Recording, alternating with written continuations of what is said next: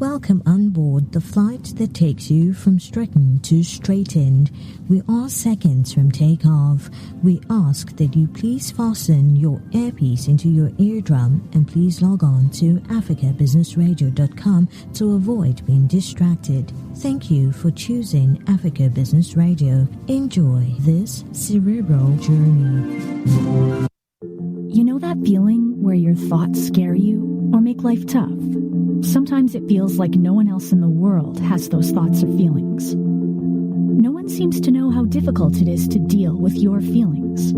And it's not easy to share your deepest secrets. You might think something is wrong with you. Or you might worry what other people think.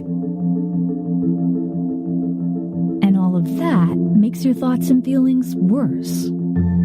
Our culture has created this environment of shame. Until the 1960s, society sent people away if they had challenges managing their thoughts, emotions, and behaviors.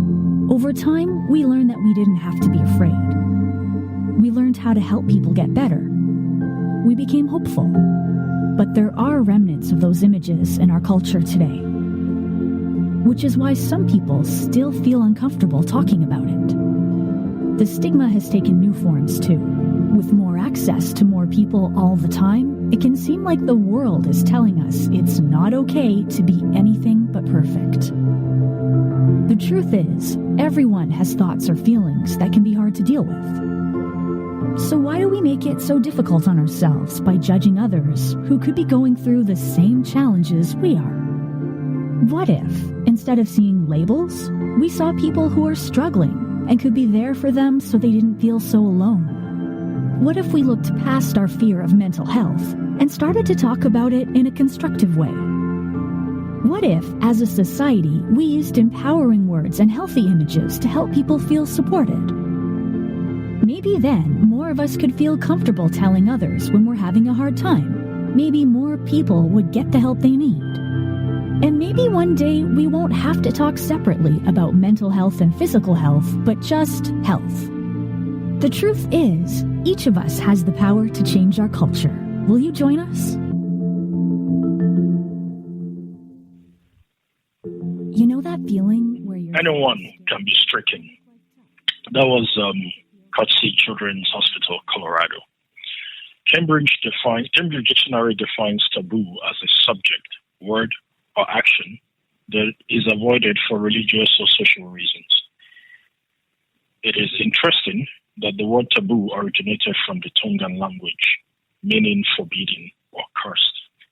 Stigma, on the other hand, is defined as a strong lack of respect for a person or a group of people, or a bad opinion of them because they have done something society does not approve of. Suffice to say, where there are taboos, stigmas are likely to exist. For more on this, it's time for Stricken, your favorite weekly show.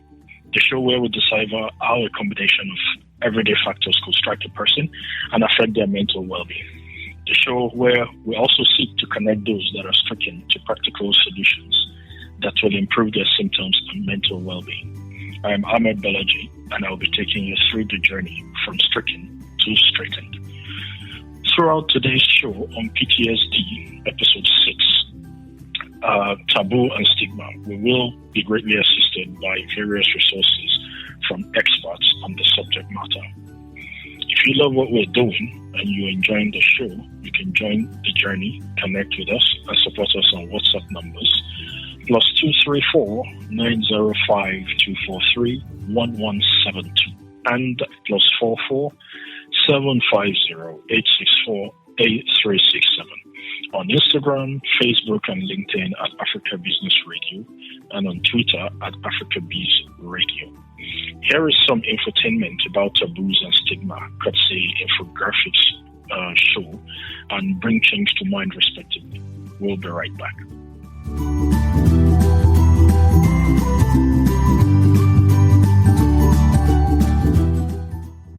The word taboo originates from a mealtime in 1777 when British explorer James Cook invited a Tongan tribe to sit down with him and enjoy the food. The tribe refused, telling Cook it was taboo for them to do so. Startled Cook, probably feeling a little taken aback, asked what taboo meant, and after a little time with some help from the tribesmen, he found out it meant something that was forbidden, inviolable, or even cursed. Today we all live with our own cultural taboos. For example, the average American is not likely to make a steak out of his dearly departed grandmother, but for the Korowai tribe in Western New Guinea, consuming the carcass of the deceased is not a social faux pas. It's a right. Today we are going to explore our cultural differences in this episode of the infographic show, Taboos Around the World. Having an intimate relationship with our own family member is seen as an immutable no-no in just about every culture, not only because we deem it unethical, but also because the offspring of such a relationship is at risk of being genetically flawed. In the USA, one famous incestuous relationship happened quite recently, and that was with the Mamas and the Papas band leader John Phillips. He started having an intimate relationship with his own daughter, Mackenzie. This was quite a shock when the story came out in 2009, especially as his daughter told the press she had aborted his baby. In most US states, that would be a crime punishable with a prison sentence, although in New Jersey, an incestuous relationship is legal. Marriage for the couple is not. Speaking of genetic flaws, the author of On the Origin of Species, Charles Darwin, married his first cousin. They had 10 kids together and 3 of them died very young. In the UK, incest is illegal, but only for close family. What Darwin did then would be legal today in the UK. Staying in America for a moment, we know that when the index finger is pointed at someone, it is almost universally seen as rude, and that's probably due to the export of Hollywood films. Outside of the USA, it's more complex. In Asia, holding up the forefinger and index finger with the palm turned inwards is seen as a sign of cuteness, but in the UK, it's liable to get you into a fight. This is because it was the sign English archers of the past showed to their French rivals to prove they still had 2 fingers. The French would cut them off if they captured the archers, so they couldn't use them again to pull the string on the archer's bow. The sign now in the UK is the equivalent of giving the middle finger in the US. In most parts of Asia, don't point at anyone as it's seen as impolite, while a thumb up gesture in Israel, where hitching rides is common, is offensive. It's the same throughout much of the Middle East. Imagine giving the finger to every car that passes you. Let's now look more at Asia, where taboos are perhaps more prevalent. In some parts of Asia, pointing at the soles of your feet at someone is seen as extreme rudeness and could easily get you into trouble. This is also true in Russia as well as parts of the Middle East. That's why when George W. Bush almost took a shoe to the head from an angry Iraqi journalist, it was more symbolic than it was an act of violence. The shoe was a dirty weapon aimed at the highest and most esteemed point of the body. In countries such as Thailand and China, putting your feet up on a chair, and certainly any place near to where someone might put their head, is seen as very disrespectful. The foot in most of Asia is viewed as dirty, and the head is seen as sacred. If you are planning to travel to Asia, bear this in mind, lest you rankle the locals. Okay, so the rude American may have upset his Asian host with his filthy big feet, but what about the noise that guy makes when he eats? Most cultures accept that eating quietly with your mouth closed is just plain good etiquette if you are older than 3 years old. Not so much in China, where eating at a restaurant can sound like a chorus of cows chomping down on wet grass. Well, to the Chinese, the sound emitting from your mouth is a sign of how much you appreciate the food. It's like saying, "That's delicious," without the words. The Chinese slurp and the Filipinos often smack their lips. If it bothers you, just remember someone is having a good time. In Asia, how you eat, what you wear, your body language, and even how you write has to be taken into consideration. In parts of Asia, be careful when you write something down for someone, as writing in red ink is seen as a curse. This is because in some Asian cultures, red ink was reserved for messages applying to the deceased. Filling in an official form in red, maybe even an arrival card, in countries such as Taiwan, Korea, Japan, or Thailand, is seen as bad form and perhaps a very bad omen. Red is reserved for the dead in an official environment. As for what you eat, some Asians chow down on animals that are strictly taboo foods in the West. While cannibalism is downright taboo pretty much everywhere in the world, there are certain animals cultures put on the table that cause outcries in the Western media. The most infamous is the consumption of dog meat, something it's thought around 5 to 30% of South Koreans have done. According to one BBC story, a bowl of dog soup will set you back about $10 in South Korea. Dog is also eaten in China, Vietnam, Nigeria, and Indonesia. In 2014, Newsweek reported hundreds of thousands of people in Switzerland eat cat and dog meat, adding that it's a specialty dish at Christmas. The French have a penchant for cooked horse, the Thais have been known to eat chicken embryos on a stick, and deep-fried guinea pig as a specialty has moved from South America and is now eaten in the USA. For around $45, you can try some at the Yurubamba restaurant in New York. If cute rodent isn't your thing, the restaurant also offers veal heart, cow foot stew, and rabbit. Taboos don't only relate to what you eat, but how you eat. In many Western countries, it's polite to clean your plate of food, even if you are not so keen on the cuisine. Leaving food might mean you didn't like it, and it's also seen as being wasteful. Well, if you do that in China, India, or Afghanistan, one thing is going to happen. Your plate will be refilled. It's seen as polite to always leave a little, and a bit greedy or expectant to clean your plate, as it's saying, "Give me more." This has certainly led to situations in which polite Westerners have made themselves almost sick by politely eating up what's offered, only for their guests to think they are absolute gluttons but obliged to fill the plate again. Do some taboos carry across every culture?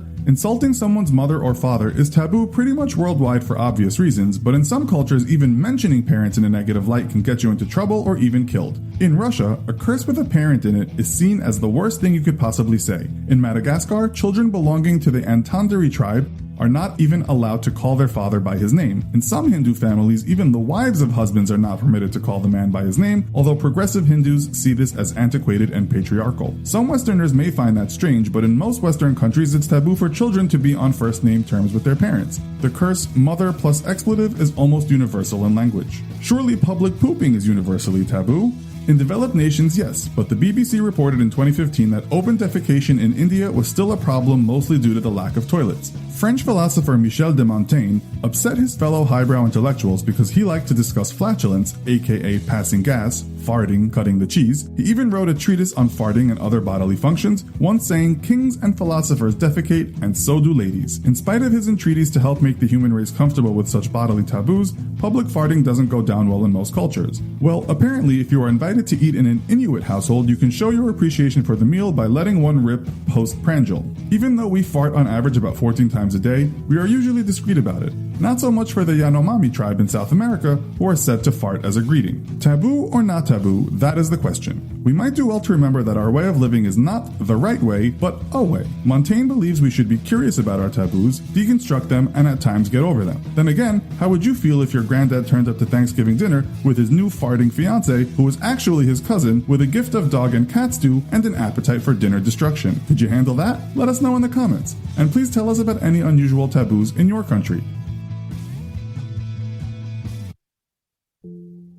Stigma is the feeling you get as a member of a group that society does not value. People who have a mental illness are excluded and treated unfairly, and this is because people are afraid of mental illness.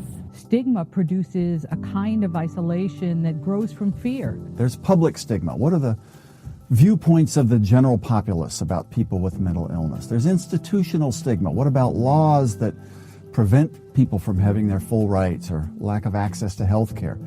There's internalized or self-stigma. How do I feel about myself if I'm in one of these groups that's downgraded?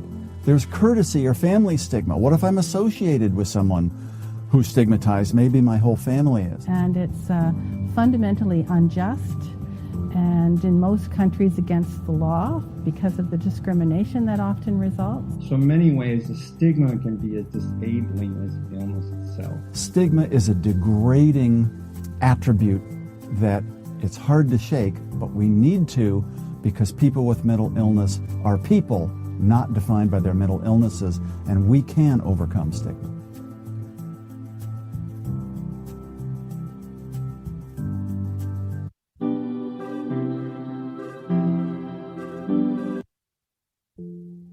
Stigma is the feeling you get as a member of a group that society does not value. People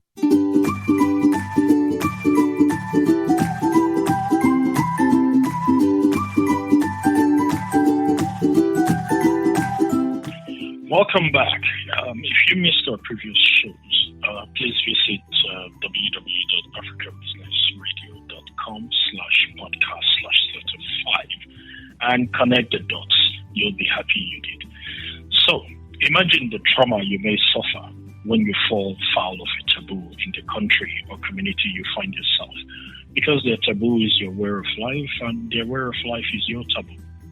It's what leads to stigma, which in turn leads to hate crimes, hurt, heartbreak, etc. When you hate, you can't help. Stigma can subject one to all sorts of experiences leading to mental health issues, such as post-traumatic stress disorder and other forms of mental illnesses and disorders. Stigma can be broken down to two types.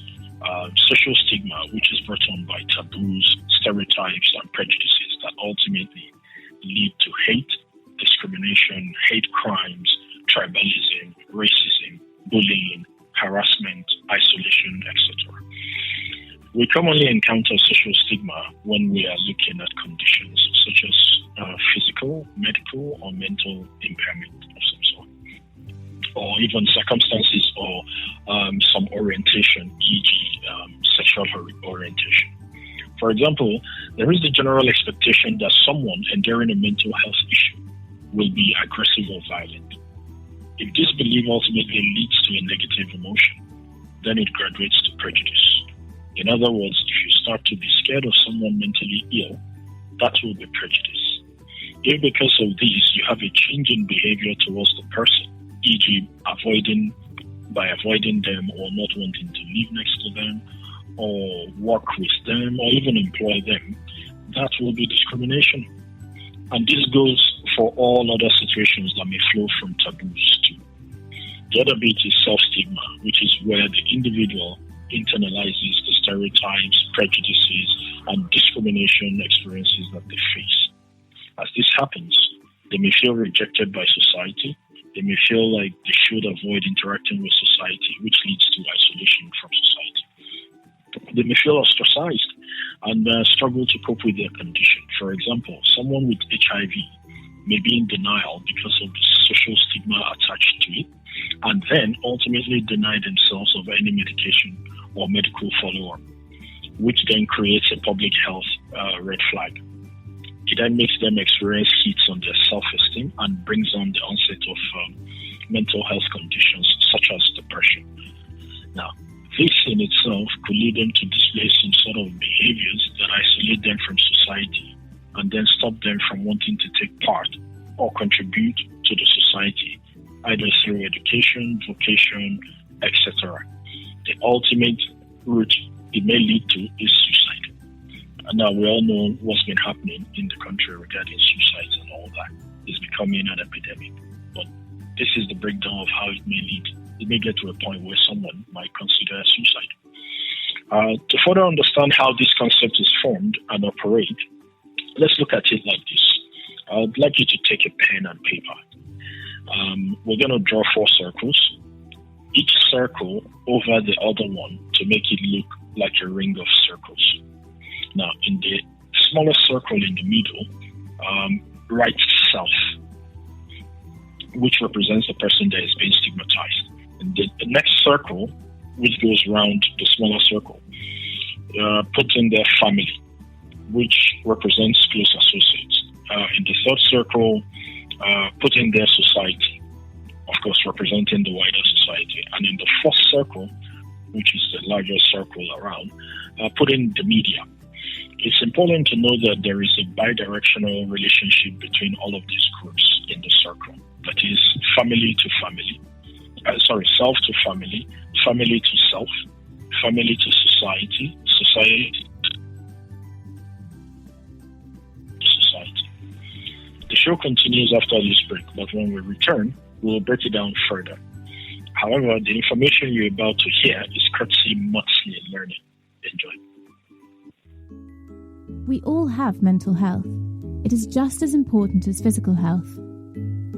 It is not only about mental illness or mental disorders. This is just one part of a bigger picture.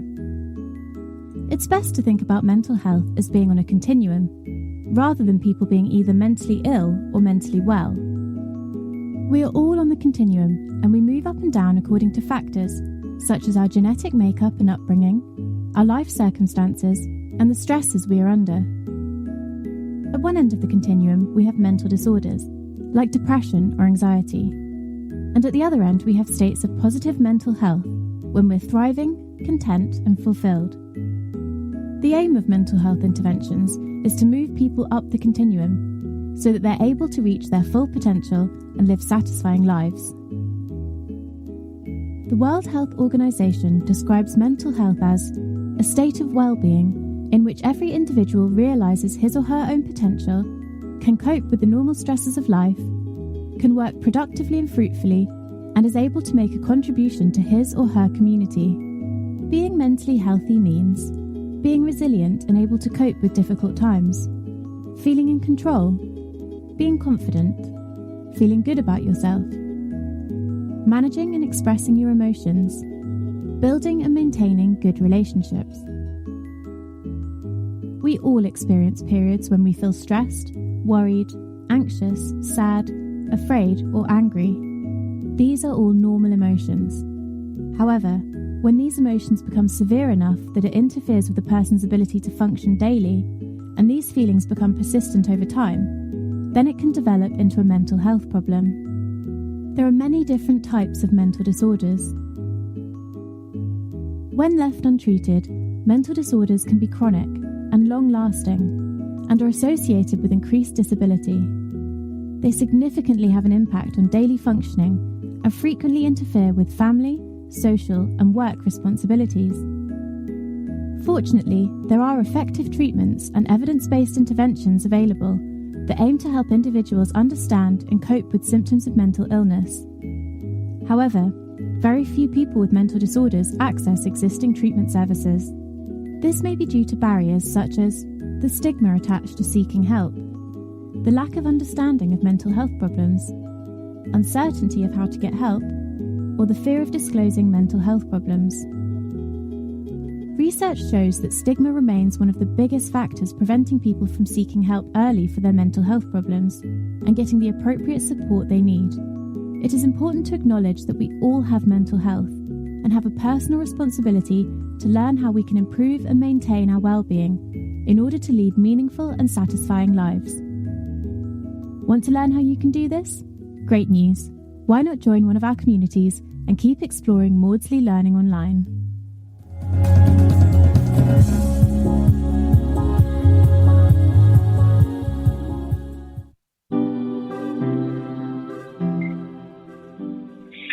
Well, back to the show. I hope you've reflected on what we've said so far. Well, if you're just joining us, you can catch up on all the episodes of Stricken at www.africabusinessradio.com/podcast/35. You can also follow me on Instagram at ASB_Stricken. Let's break it down. Unfortunately, the media is a major source of stigma, as they can have depictions of various conditions or situations as violent, dangerous, or representing moral failings. For example, depictions about mental illness, HIV, obesity, substance use problems, and all the rest. A useful intervention here would be the development and introduction of regulatory guidelines for journalists aimed at decreasing the amount of stigma present in the media, including social media, which is a huge component in this regard. Society, the interaction between self and society would usually involve education, employment, and healthcare. Stigmatizing views by employers, healthcare providers, and educationists can diminish the access of individuals to employment, education, and healthcare. A useful intervention here may be some anti-discriminatory laws across board, involving employment, healthcare, and education. Now, family can be shunned by society if they have somebody with a stigmatized condition, and they can themselves shun the individual with a stigmatizing condition. They could hide and keep away that individual from the community or society, isolate them, and keep them a secret. So the family can be stigmatized by the society, and the family can stigmatize the individual, which can be detrimental to personal or intimate relationships. Interventions such as therapy and education may be very useful in this regard. Now we turn to the person, the individual themselves, which is the self. They can internalize the stigma from all these different interactions, that is, the media, society, and family. This can lead them to avoid situations, deny their condition. They could even start suffering from mental health conditions and no longer participate in the society. Useful intervention at this point would be to help the individual access education, support, and resources that would help them understand that they are not alone. At this point, you must be wondering what you can do in your own little way to change the current situation. Well, now you are aware, but listen carefully and learn how you may be able to support and improve yourself, others, and the society at large. This is courtesy and National Center for Children and Families. You can also go back as many times as you want and listen to all the podcasts for Stricken. Listen.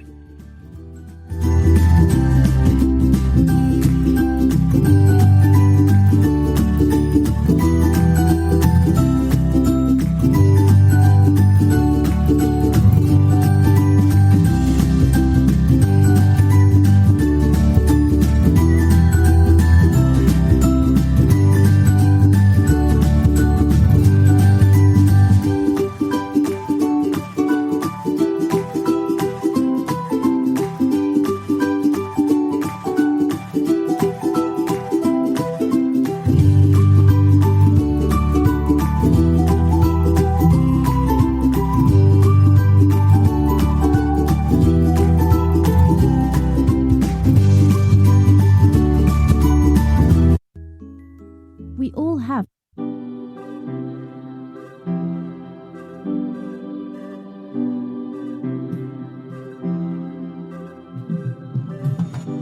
You can't tell how someone feels just by looking at them or what they share online. To the outside world, our lives may look perfect, even if in reality they aren't. I'm always worrying about doing well at school, and with the end of year test coming up, I'm not sure how much longer I can cope. My thoughts swarm around my head, sometimes keeping me up all night. Some days it's just all too much, and I feel like I'm lost in space. When I did badly on one of my tests, I just about kept it together until I got home. Then I broke down crying in front of my mum. She listened for a bit, and then she told me that, just like physical health, we all have mental health. It's our feelings, our thinking, our emotions, and our moods. She then said that feeling down, angry, and stressed is a normal part of life. Just like it's normal to feel happy, confident, and carefree sometimes. We all have positive and negative emotions that come and go based on what's happening around us. These are everyday feelings. Good mental health means experiencing negative emotions. It's not always about being happy. Mum can relate to the feelings of stress. So when Mum suggested I take a break from everything and do something I enjoy, I actually took her advice. So I made myself a hot chocolate, snuggled up in a duvet and watched a film. And you know what? Afterwards I felt so much better. Mum should take her own advice. Most of us only ever share the good things. We don't like to share how we really feel. Every morning when I wake up, negative thoughts stream through my head. Getting out of bed and pretending I'm okay takes all the energy I have. As the day goes on, the negative thoughts turn from a stream into a river. The water rushes through my head so loudly it's hard to concentrate in lessons. And some days it's so bad it feels like a waterfall that's trying to pull me over the edge. Everything is so overwhelming. I didn't think my friends would understand if I told them how down I was feeling. But when Sasha opened up to me about how stressed she was feeling, I told her. I wasn't sure how to bring up how I'd been feeling, so I started by saying that I didn't feel like myself. Just her listening made me feel like she understood. She told me some things that had helped her, so I tried them too, but it didn't make much of a difference. Even when I tried to be around my friends, I felt alone. The things I used to enjoy weren't fun anymore. I was really worried about Andre and not sure what to do. He was quiet and wasn't hanging out with us like he used to. So I asked our head of year for some advice. He suggested I get Andre to speak to him since his negative feelings weren't going away. I didn't want to speak to our head of year, but I also didn't want to keep feeling so down, so I went. He said that sometimes we have overwhelming feelings that can be more intense than our everyday feelings. These feelings hang around for a long time and change the way we feel, think, and behave. They can stop us doing what we want to in life. That's what I was going through. He also said that if we're physically unwell, we let people know, we ask for help. It should be no different with mental health. Sometimes our overwhelming feelings are brought on because of things in our life. Sometimes they happen for no reason at all. After hearing this, I felt much less alone and it felt good to talk. Scientists have found exercise can help when you're feeling low, so our head of year encouraged me to sign up to the school football club, which Sasha was already in. I still have days when the river is there, but now I'm beginning to understand my mental health. I'm learning how to cope.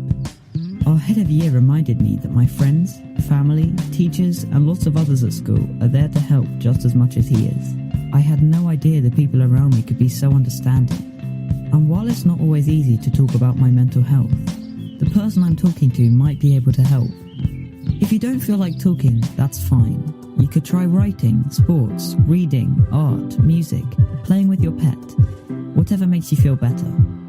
If you're the person someone talks to when they're struggling, just listen with no pressure or judgments. You don't have to have the answer. If you feel unsure about anything, you can speak to a trusted adult. Talking about mental health doesn't have to be difficult. After all, it's something we all have.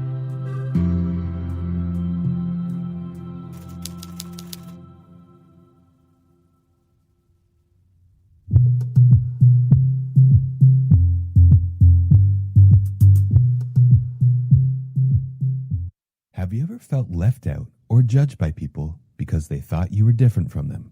Maybe you've been discriminated against. How did this affect you? Maybe you felt misunderstood, embarrassed, alone, or even afraid. That is what stigma might feel like.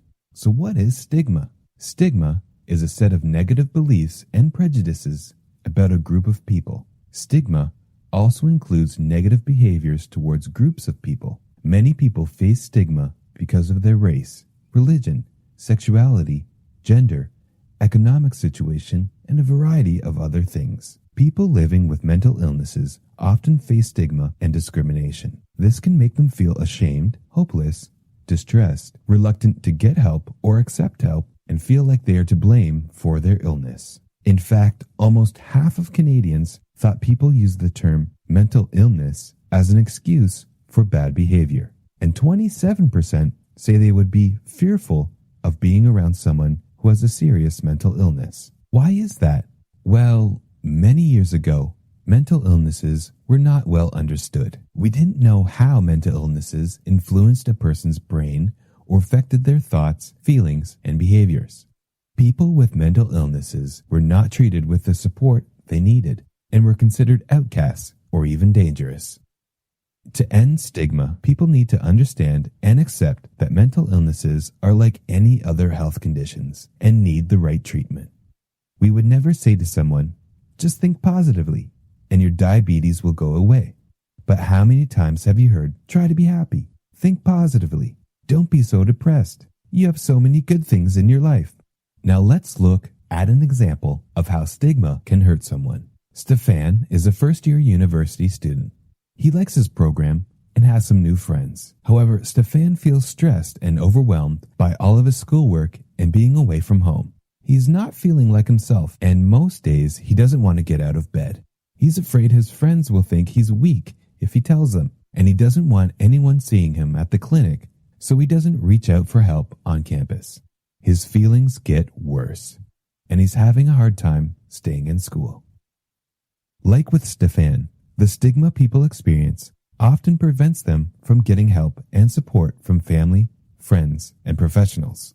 We know from research that the sooner someone gets help, the better the outcome will be. This is true for all health conditions, including mental illnesses.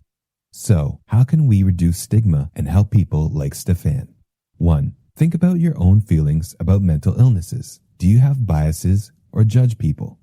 2. Be aware of language. Avoid using words that can be hurtful, like psycho or crazy.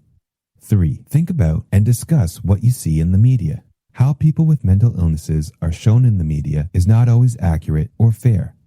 4. Learn more about mental illnesses. Check out trusted websites like the Canadian Mental Health Association or Bell Let's Talk. 5. Explore relationships with people in your life who have mental health challenges and illnesses. After watching this video, make a list of ways you can help yourself and your communities become more accepting of all people, including those of us living with mental illness. Think about one thing you can do now to help reduce stigma around mental illness. It could be a small thing, like not using hurtful and labeling words. It could be reaching out to someone who you think might be struggling and encouraging them to get help. It could be sharing your own experience living with a mental illness with someone you trust, if that feels comfortable and safe for you. All of these things help reduce stigma and keep it from stopping others and ourselves from getting help when needed. For more info and resources on stigma, check out havethattalk.ca. Brought to you by Ottawa Public Health with support from Bell Let's Talk. What is stigma?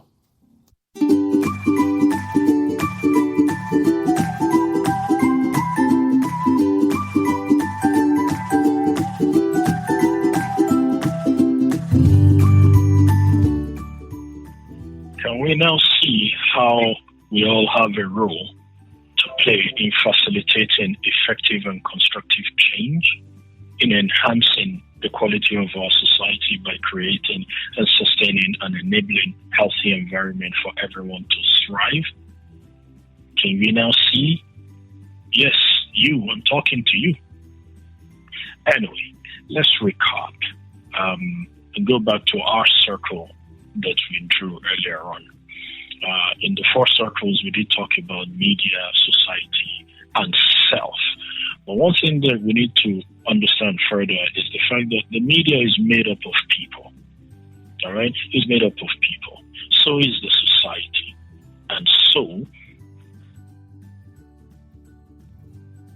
the self, the one person, the individual, you find in the entire circle, the circle of individuals. So, going from media, things like, for example, just to bring it back in perspective, where adverts go on and they use size 0 models or anything like that. It seems to kind of say to everyone that it's not okay to be anything above size 0. And then this leads, people who are bigger to begin to feel unwanted, and so that the society's ideal look or ideal person is that size 0 type kind of person. In other words, affecting the way people think towards anyone who's bigger than that.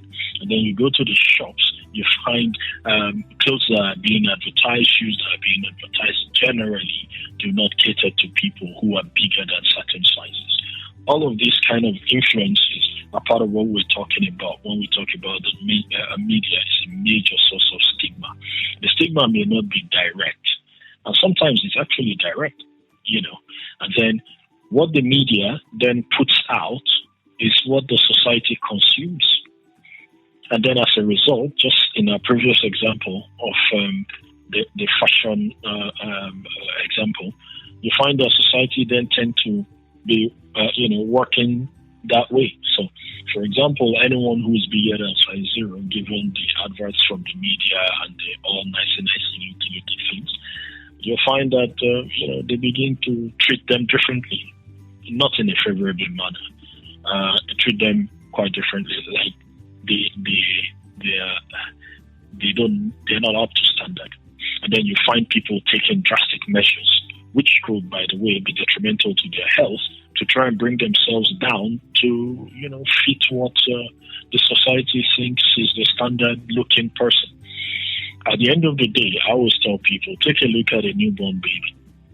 Everyone's going crazy about cellulites and whatever and all of that. If you look at a newborn baby, and you'll know that cellulites are as natural as swallowing spit and drinking water. And then when we bring that down to family, we look at flowing from taboos, could be historical taboos, or you can't do this, we don't do this in where we come from. If we do it, you have to kill 25 goats and 1 keg of palm wine and all of this kind of stuff. So there is this strict adherence to those family mores or taboos, which then become some sort of enforceable laws within that clan.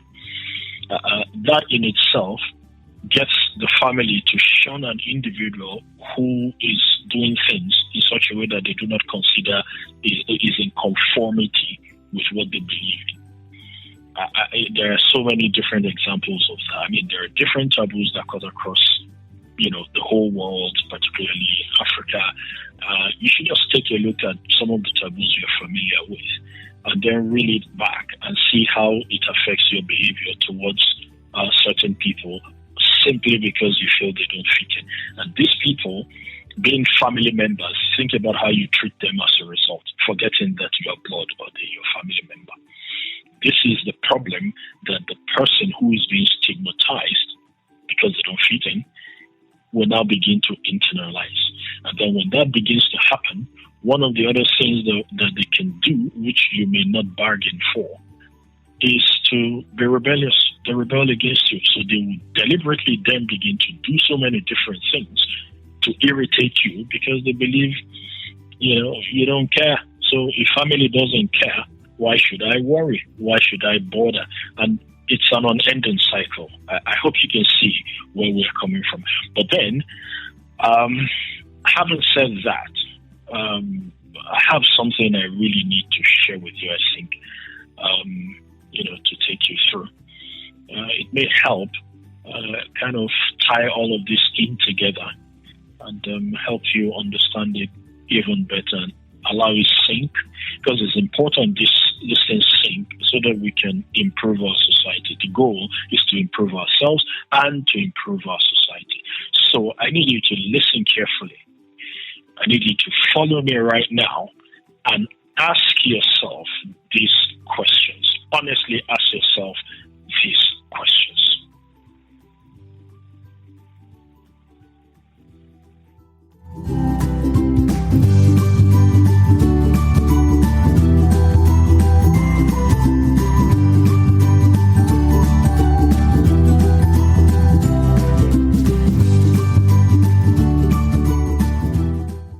What is stigma?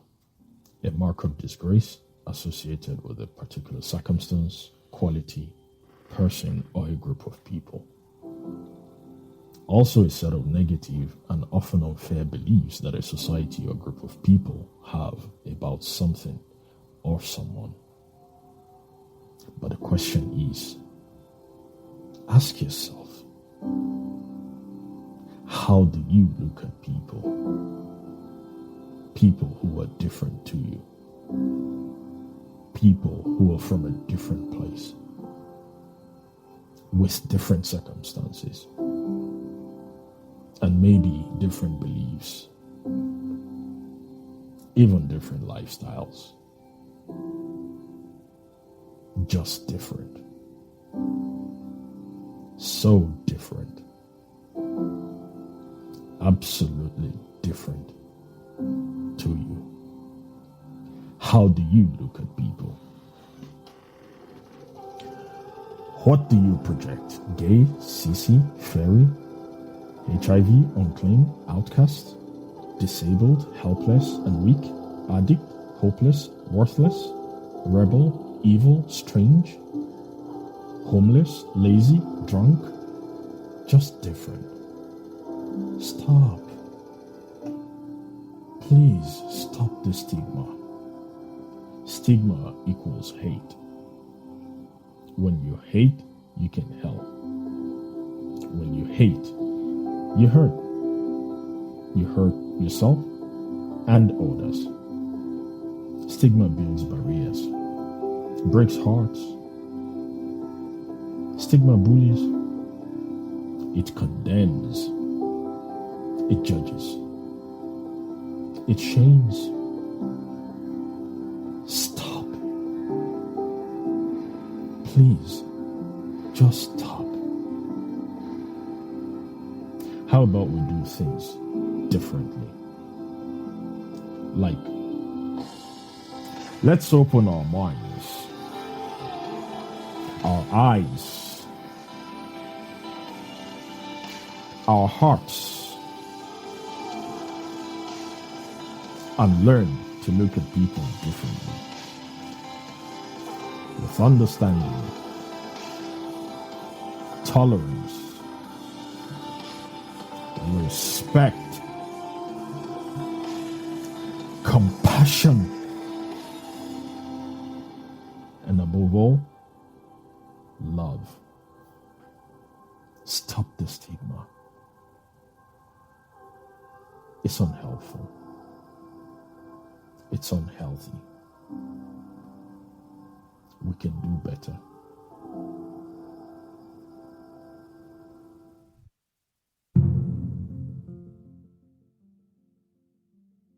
seeking competent legal advice and support, amongst other measures, for a more personalized assessment if you feel the need to.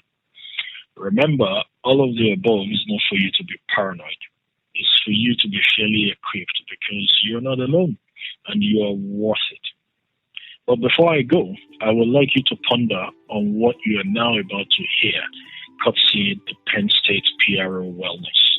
Please listen carefully.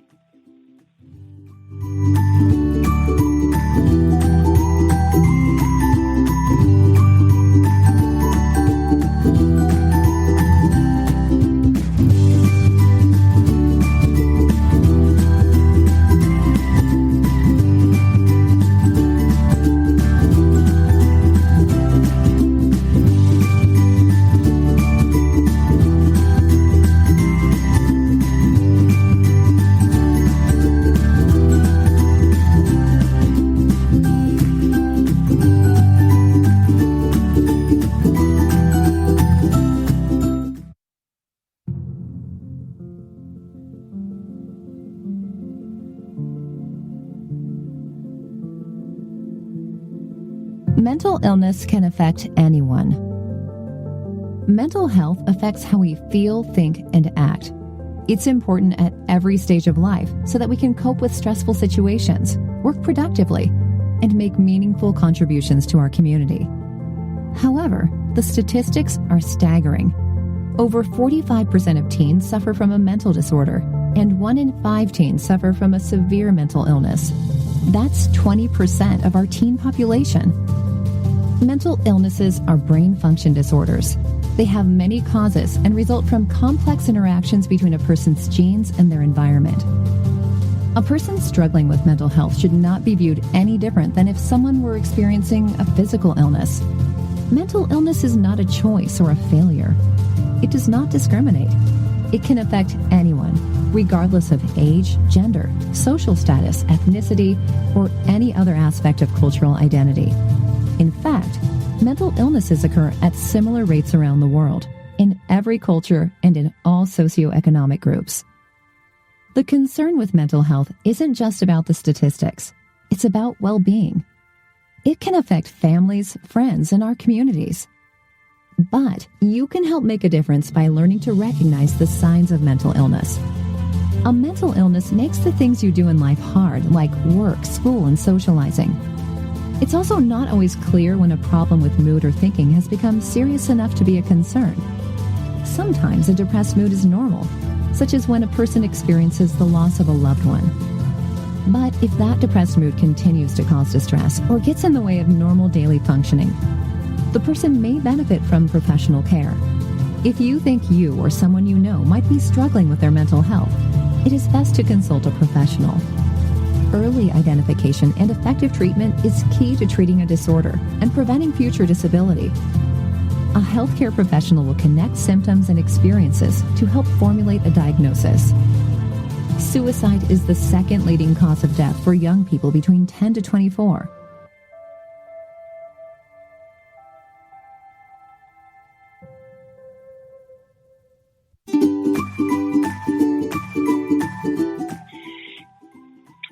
From Maiden Edition, which aired on World Mental Health Day, 10th of October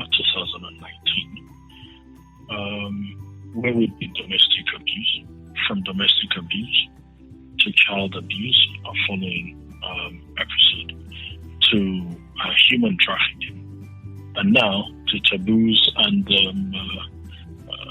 stigmas. I hope you're able to connect the dots. If you haven't listened, you should go to our podcast and listen to our maiden episode and all the other episodes we've done. You should be able to connect the dots and then now begin to see how people can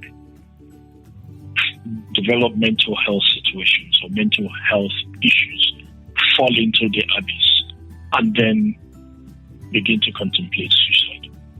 At the time where they fall into this abyss, suicide will be a reasonable option. and a way out. So if you're still wondering, why would someone commit suicide? I think you need to listen to all of our episodes on www.africabusinessradio.com/podcast/35. If you're worried about suicide, you know someone who is, or someone who you are worried may commit suicide, call the emergency numbers for your area or country.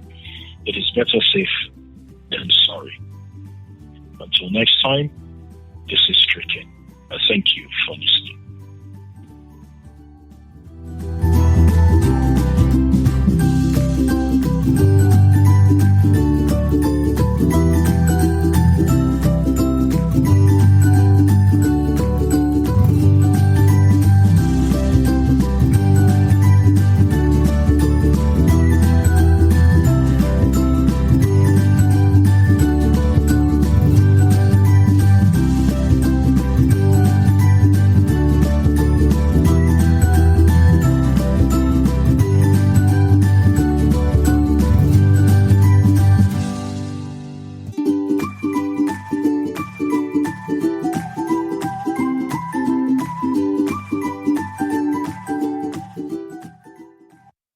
You know that feeling where your thoughts scare you or make life tough?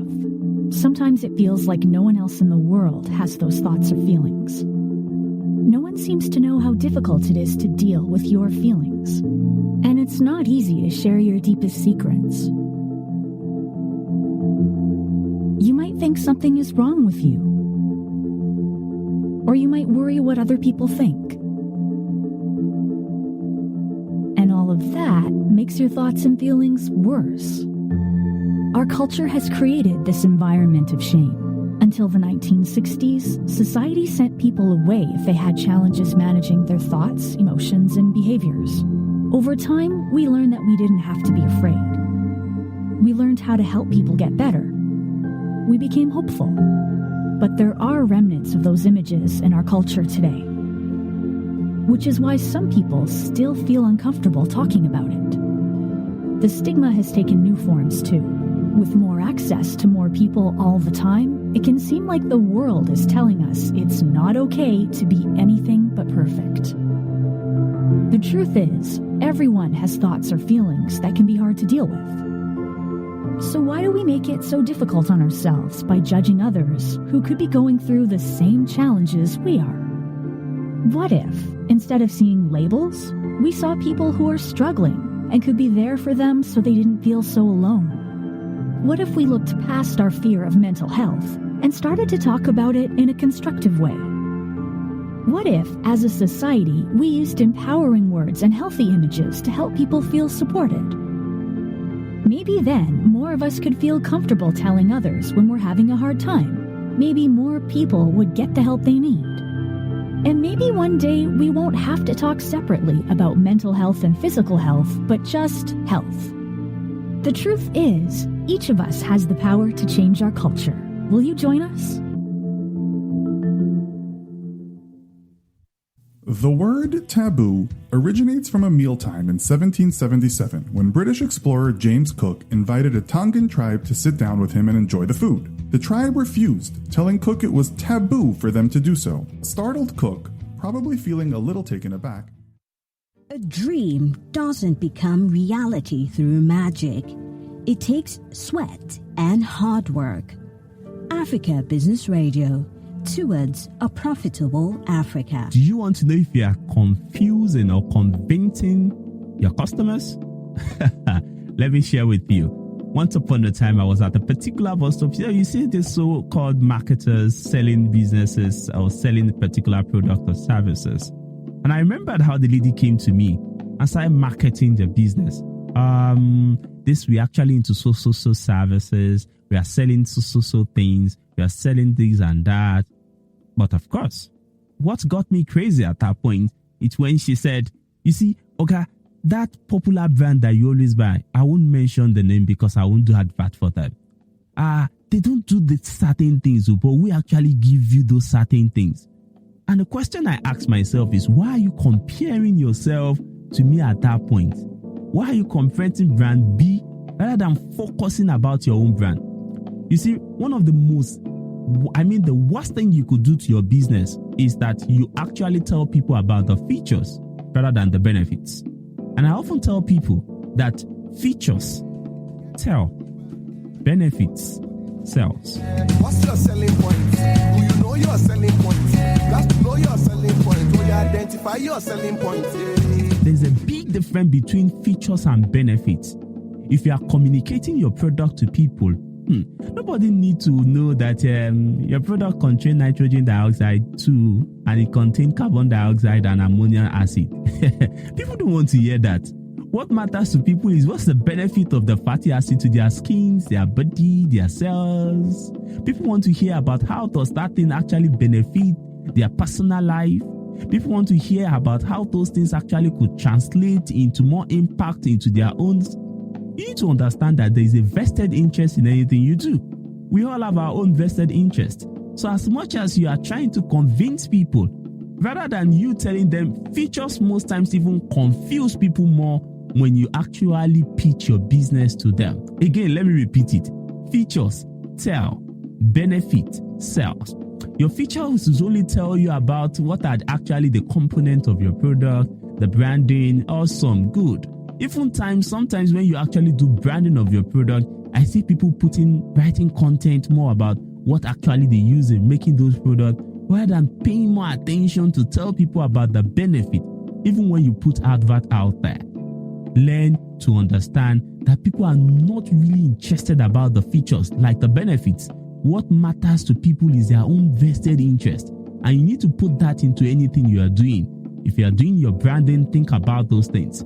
Of course, we are all driven by emotions, and if you are driven by emotions, naturally, we tend to go towards things that would actually interest us, things that actually had more benefit to us, not the features. So, if you don't want to confuse your clients, but you rather want to convince them, spend more time on the benefit of your product or service to them rather than the features. So keep the word at the back of your mind. Even tell your graphic designer, your brand, the people that work with you, that features sell, benefit sells. Enjoy and have a wonderful time. I am Razak Adekoya. We're taking ownership of our narrative, leading the conversation, enlightening our listener.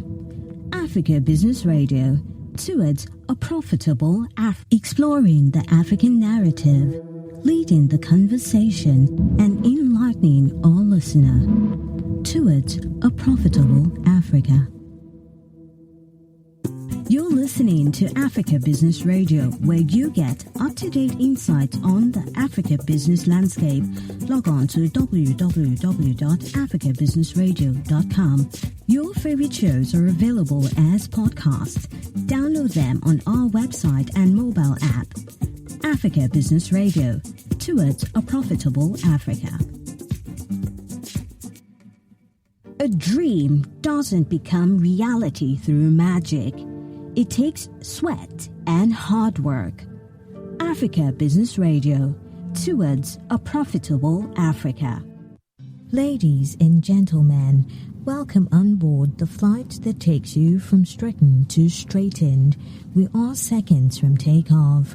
We ask that you please fasten your earpiece into your eardrum and please log on to africabusinessradio.com to avoid being distracted. Thank you for choosing Africa Business Radio. Enjoy this cerebral journey. You're listening to Africa Business Radio, where you get up-to-date insights on the Africa business landscape. Log on to www.africabusinessradio.com. Your favorite shows are available as podcasts. Download them on our website and mobile app. Africa Business Radio, towards a profitable Africa. We're taking ownership of our narrative, leading the conversation, enlightening our listener.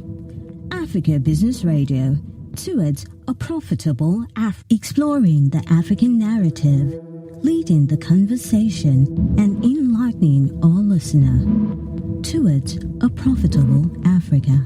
A dream doesn't become reality through magic. It takes sweat and hard work. Africa Business Radio, towards a profitable Africa.